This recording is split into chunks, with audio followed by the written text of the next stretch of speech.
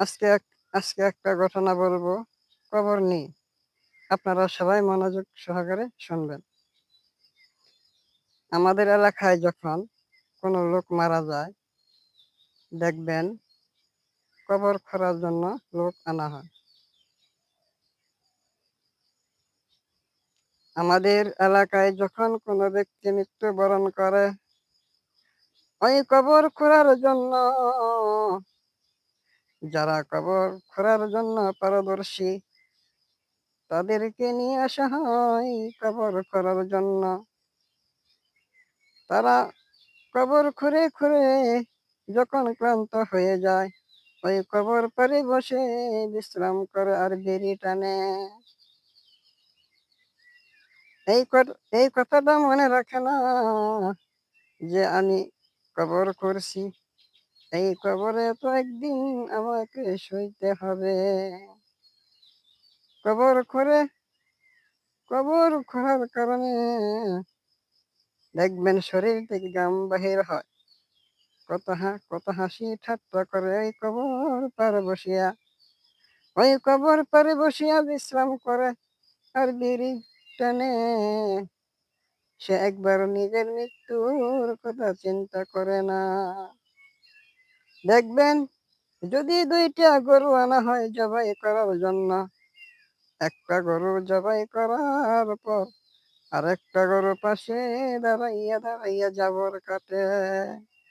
কিন্তু ওই গরুটা ভাবে নাই যে এরপরে আমাকে জবাই দেওয়া হবে। আমরা ঠিক তেমনি ওই জাবর কাটা গরুর মতো আমাদের মৃত্যুটাকে ভুলে গেছি। হযরত উসমান গনি যখন রাস্তা দিয়ে যাইতেন, যদি কোনো কবর সামনে পড়তো, হাউমাউ করে কেঁদে উঠতেন। উসমান গনি বলতো, আল্লাহ, আখিরাতের প্রথম ঘাঁটি হচ্ছে কবর। ওই কবরে যদি কেউ ধরা খেয়ে যায়, সে আর কোনো সে সব জায়গায় ধরা খাবে। আর যে ব্যক্তি ওই কবর থেকে ছাড়া পাবে, সব জায়গা থেকে ওই ব্যক্তি মুক্ত হয়ে যাবে।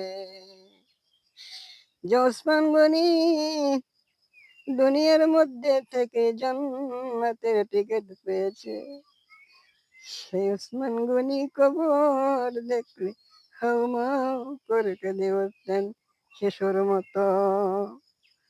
আজ আমরা নিজেরা নিজের মৃত্যুকে বলে গিয়েছি।